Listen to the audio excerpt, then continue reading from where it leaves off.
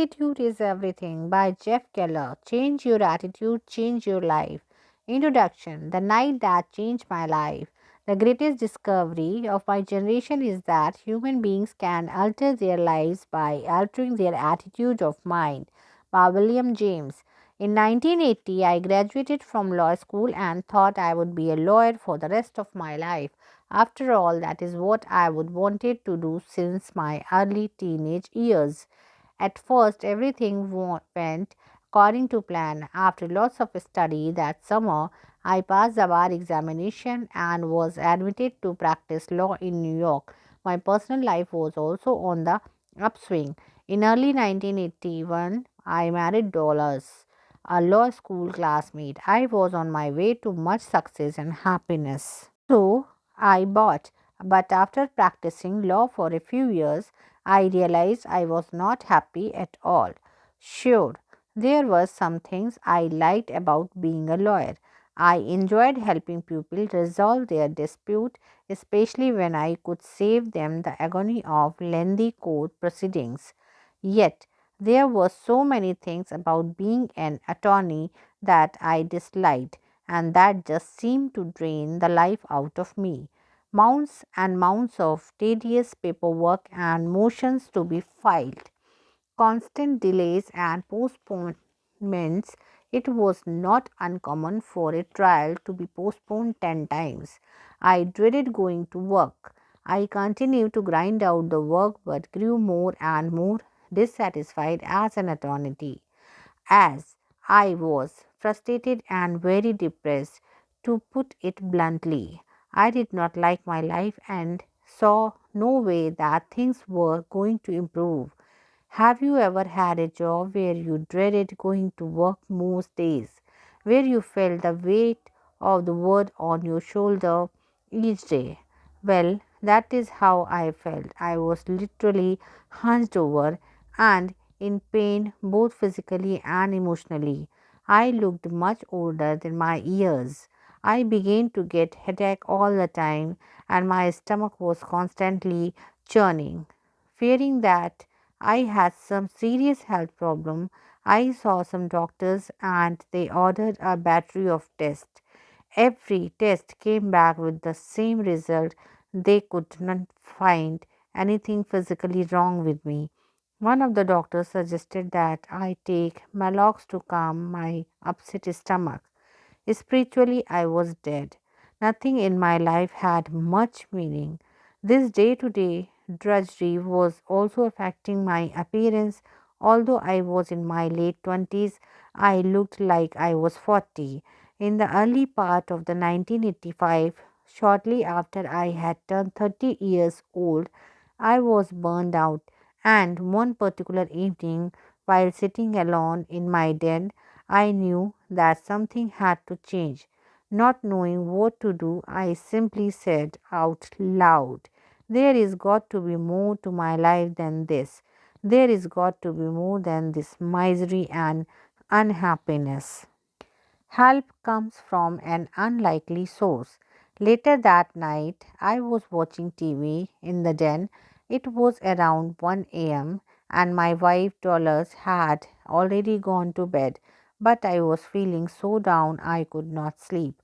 I channel surfed, looking for something to occupy my time. I turned into, of all things, an infomercial. Normally, I would have changed that channel in a fraction of a second, but for some reason I listened. The product being paddled was called the Mental Bank and was endorsed by actress Florence Henderson of Brady Bunch fame.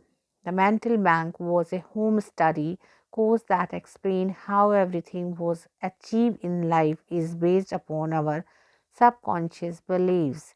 I felt so desperate at that point that I decided to go for it.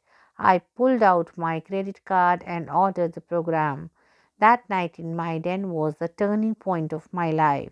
But the way when I sheepishly told Dollars what I had done a day or two later, she was shocked.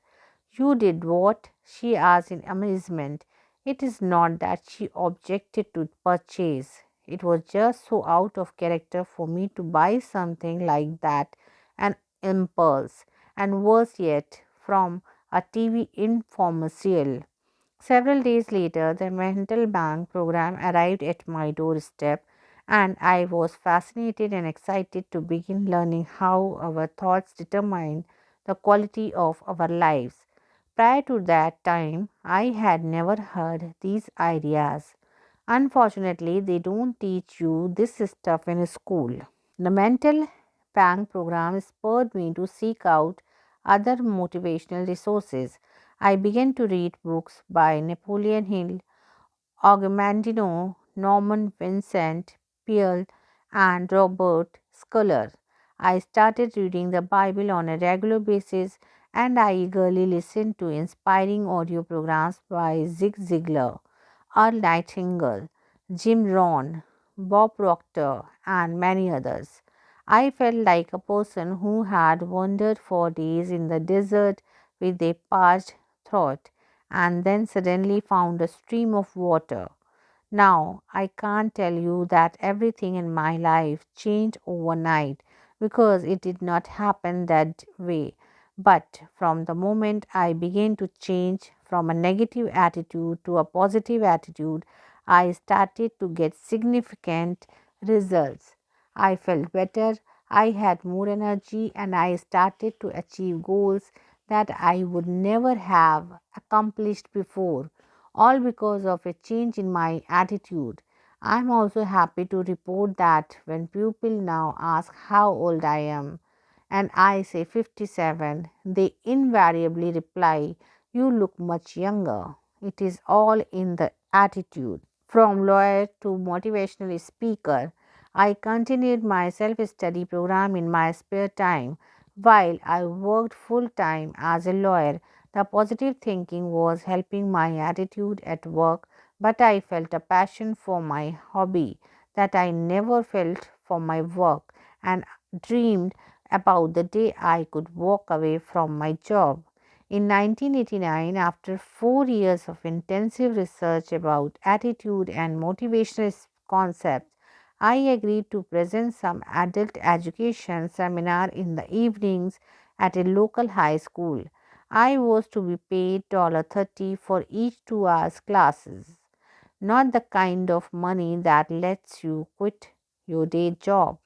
As I stood in front of the class to start my first seminar, I was petrified. My heart was pounding and I was sweating, but somehow I managed to muster the courage to just do it. The students loved the class and I got a real adrenaline rush from presenting the material that had revolutionized my own life and that had the power to do the same for others. I was on my way. Eventually, the speaking fees grew a little larger, and in 1990, I decided to phase out my law career over the next few years. This was not a simple decision. I had gone to 4 years of college and 3 years of law school to obtain my law degree. On top of that, I had spent 10 years of my life as a practicing lawyer. When you have that much invested in a career, it is not so easy to walk away. Then, of course, there was a money issue. As a lawyer, I was on track to earn $1 million in a few years, and I would be earning that much and more for the rest of my professional career. Taking a stand, although I was earning a little more income from my new hobby, I realized that I would have startup expenses in launching my new enterprise. Fortunately, dollars and I have saved some money over the years. To supplement my income, I began to sell a line of merchandise with my unique "attitude is everything" logo. But there was no way to avoid it. I would have to take a huge financial step backward to start my new business, at least in the beginning. And yet it was time to move on. I felt as if I was being pulled out of the legal profession and into my new career. Whenever I spoke to an audience or wrote a motivational essay, I was so invigorated and full of life. I knew that is where I belonged. So I made a gradual transition, working 4 days a week as a lawyer, then 3 days a week, and then 2 days a week until in 1992 I began working full time as a motivational speaker and writer. Trust me, my mother was not thrilled when I told her that I was giving up the practice of law to speak about attitude. After all, it doesn't carry the prestige of saying my son is a lawyer.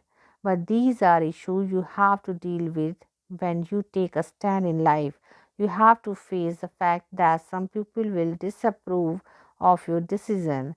I also learned that you often have to let go of some things in your life and take a few steps backward before you can move forward in a new direction. Part of the price I had to pay was giving up the money, prestige, and security of my legal career. By the way, as it turned out, my mother became very supportive of new career, especially when she was that I was making progress and that I really enjoyed my work. Why am I telling you all this about my career transition? It is not to impress you with what I have done. Believe me, I have made plenty of blunders and mistakes along the way. I am sharing my story because I want you to know how drastically my life changed and how much better it go when I made a change in my attitude. Proof positive that indeed attitude is everything. How you will benefit from this book. Some final thoughts before we launch right into this material. This book can help you. No matter how positive or negative you are right now, if you are negative, don't despair.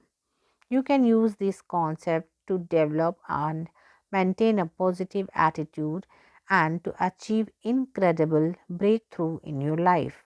If you are already a positive person, you can use these principles to soar to even greater heights of success and fulfillment.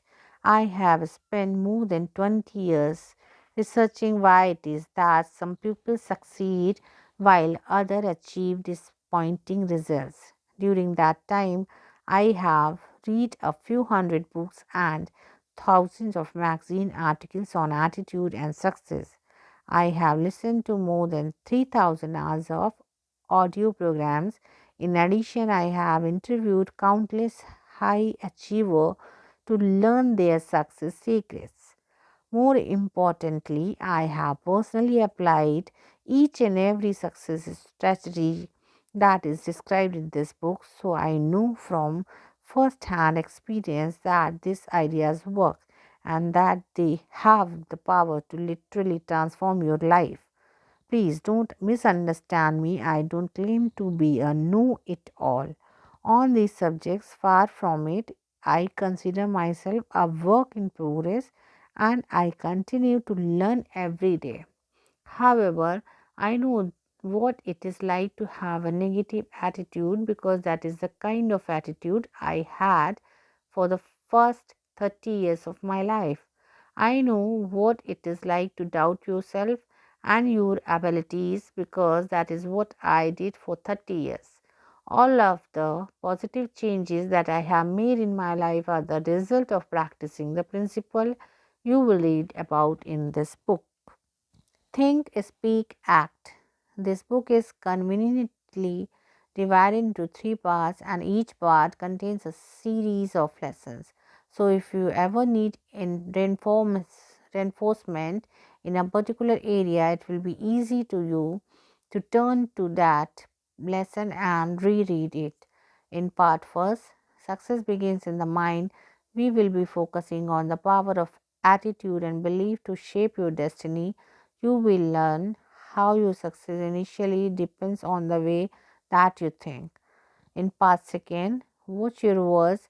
We will concentrate on the way that you speak, how your attitude is reflected in your words, and how positive language can help to propel you towards your goals. In part 3, heaven helps those who act. We will cover the final leg of your journey. Even if you think positively and speak positively, you won't achieve your dreams until you act. You can't sit back and just expect success to pay you a visit. In this section, you will learn the action steps that will turn your dreams into reality. When you think, speak, and act in a ways that support your success, you are firing on all cylinders and on the way to achieving phenomenal results in your life. You are about to embark on a journey that will bring you success and happiness beyond your wildest dreams. So let's get started.